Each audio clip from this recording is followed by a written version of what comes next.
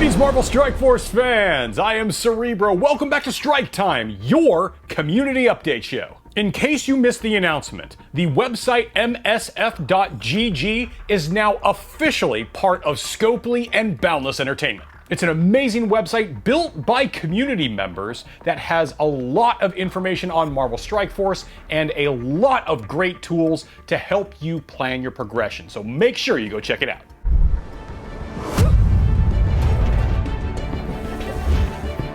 All right, guys, we are back. Another fantastic interview today with the man who seems to have all the information on everything, Mr. Byron Melsack. How are you, and how was your holiday? I'm doing great, Cerebro. Glad to be back. Holiday was a lot of fun. Spent time with the family. Went to Knott's Berry Farm. Had a blast. So in our last video, we talked a lot about the Web Warriors. And one of the things that we announced was that Spider-Man Miles was being added to the team. The downside to that being, now the Young Avengers were down a member, right? Correct. Once the combat team made the decision to give Miles an updated role of Web Warriors, we knew that we needed to do a follow-up, which is revamping the Young Avengers team and giving them a dedicated role in the game. That's great. I'm glad to see that we kind of had that back to back. I know sometimes we have to wait a little while before, we can kind of get updated teams when they get a little bit broken up. Before we get into the new characters, who are some of the existing characters that are going to get the updated treatment? That's an easy one. As there's only 3 other Young Avengers in the game besides Miles, which are America Chavez, Squirrel Girl, and Miss Marvel. They're each getting a significant boost to their base stats and additional abilities that activate on war defense. We'll post those kit details over on marvelstrikeforce.com on the updates page. Well, I think you kind of just went and let the cat out of the bag there as to where this team is going to be unlocking their full potential. Yeah, I suppose I did, but I think it makes sense for our audience to keep this in mind while we're going over the new character kit today. Yeah, that's a great point. Really quickly first, we announced last week that Echo is one of the new characters coming for the Young Avengers team. Who is the second new character? Well, Cerebro, I'm glad to see that you're not wearing your tracksuit today because Kate Bishop is making her way to Marvel Strike Force. Well, I would be surprised if most of our audience is not familiar with Kate Bishop at this point, considering the recent Hawkeye show, but maybe if you could kind of just really quickly give us a little bit of her backstory? Sure, I can do that. So, Catherine Bishop is the daughter of a rather well-to-do family in Manhattan, New York. During the siege of New York, Kate Bishop witnessed the Avengers in battle, and she paid close attention to Hawkeye, as she was impressed with someone with no real superpowers, but was able to keep up with the likes of Thor and Iron Man. This inspired her to take Hawkeye as a role model and try to emulate him. She did eventually cross paths with Clint Barton, where she acquired his trick arrows. But I think I'll leave the rest of the story for the audience to discover on their own. After Strike Time, that is. Yes, after the show. Well, as usual, we like to start with the passive ability for new characters, which kind of sets the tone for the rest of their kit. Could you start there, please? Sure. So Kate Bishop's passive is called Stubborn Defiance. On spawn, she applies offense up for 2 turns to herself and all Young Avenger allies. On death of a Young Avenger, or when a Young Avenger ally drops below 50% health, attack a random enemy for 200% piercing, plus apply blind and slow. When this character drops below 50% health, gain 2 evade, gain 25% resistance for herself and Young Avenger allies. On war defense, she gains 5 charge on spawn of their initial match. This action occurs only once per war. On turn, if charge, grant 1 ability energy to herself and all Young Avenger allies, and then lose 1 charge.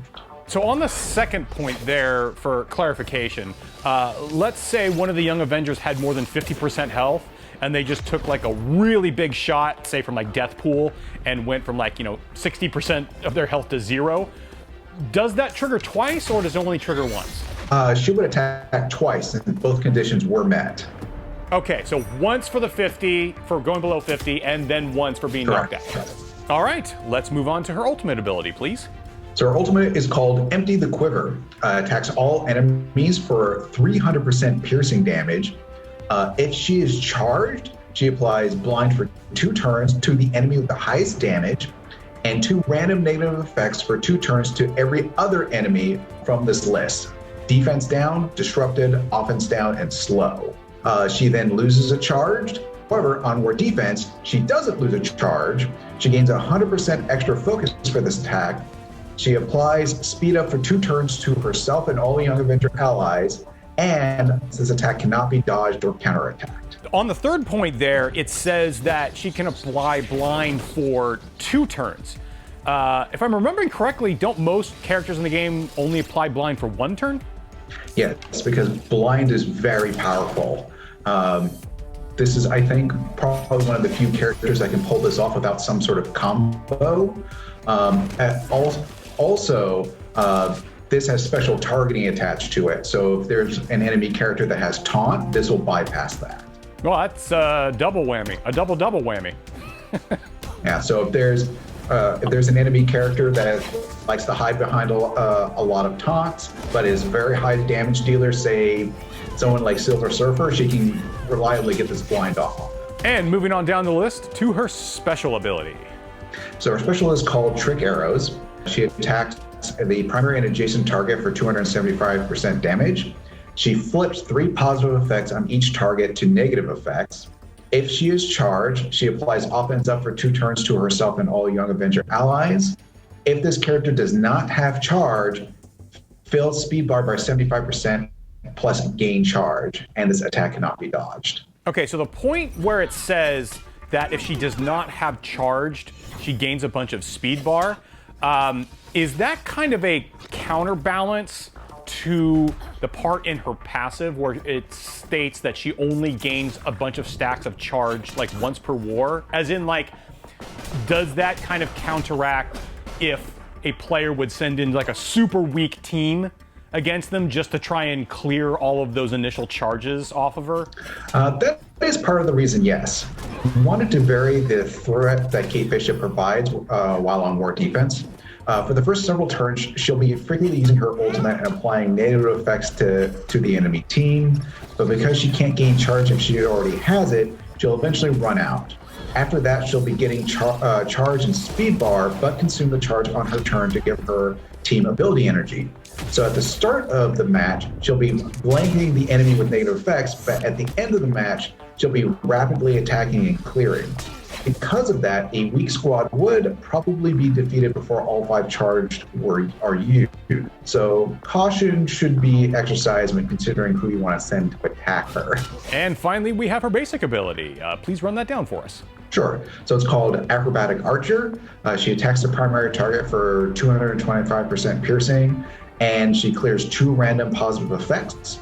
On crit, she will chain to 1 adjacent enemy for 225% piercing damage, also clearing 2 random positive effects from them. On war defense, she applies taunt to each of these attacks. If she has charge, she gains plus 25% crit chance, and this attack cannot be dodged or blocked.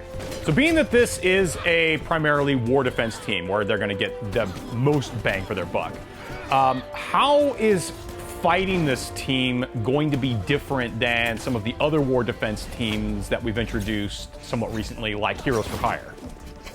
It should be a significantly different experience. When fighting Heroes for Hire, it can be hard to tell how much progress you're making when fighting them because of all the revives and healing going on. While Young Avengers are certainly powerful, the experience in battling them should be more straightforward, and they don't do quite as much burst damage. So we've established Young Avengers, great on war defense. Is there any other game modes where you could possibly see Kate Bishop, Echo, and the other Young Avengers shining?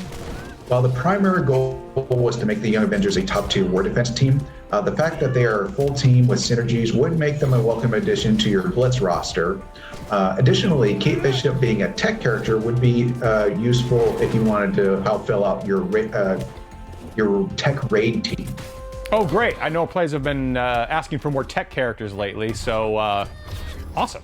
All right, I have to ask this question because I know somebody in the comments is going to ask this if I don't ask it right now. Considering the big success of the recent Hawkeye show, is it anticipated that we might see some updates or synergy with Hawkeye to go along with Kate Bishop in the future? While Kate Bishop doesn't have any direct callouts to Hawkeye in this release, Marvel Strike Force has a record of not ignoring the favorite characters. So we'll see. That idea is still floating around in your guys' collective conscience. We haven't forgotten about Hawkeye. Fantastic. All right, getting back to Kate specifically, in your testing, which ISO 8s are you guys favoring when using her? Skirmisher works with other Young Avenger characters, and because of how powerful her basic is, Striker pairs very well with Kate Bishop. Alternatively, Raider would help to keep better control of the battlefield by allowing her to crit more often to make her bonus attack on her basic more reliable. So both Striker and Raider are good options for Kate Bishop. And the big question, when are we going to see and be able to unlock Kate Bishop for our rosters? She's coming in the next major version release, 5.10. So I would say within the next few weeks. All right, Byron, thank you so much for stopping by yet again. I know you're a very busy man and really appreciate all of your insights. Well, Cerebral, I always enjoy coming on to Strike Time and spending time with you and the rest of everyone who plays Marvel Strike Force. And I know that the players really appreciate it too. Thanks a lot.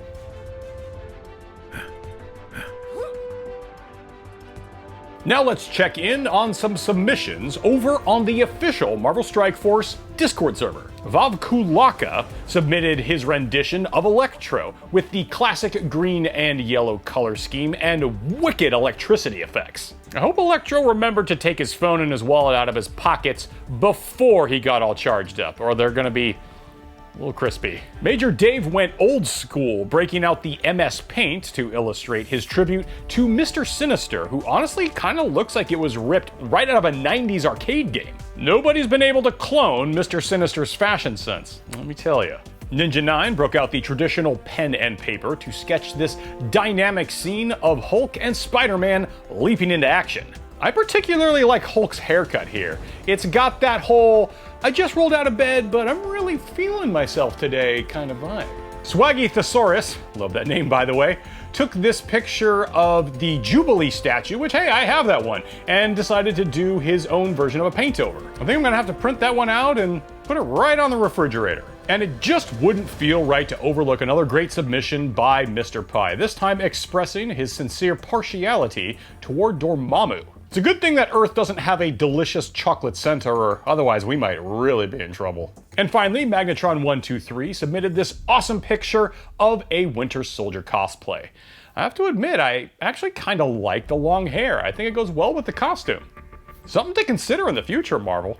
Thank you guys so much for watching. It's going to be an awesome 2022. Make sure you check in often for all the latest news and updates about Marvel Strike Force. We'll see you guys next time.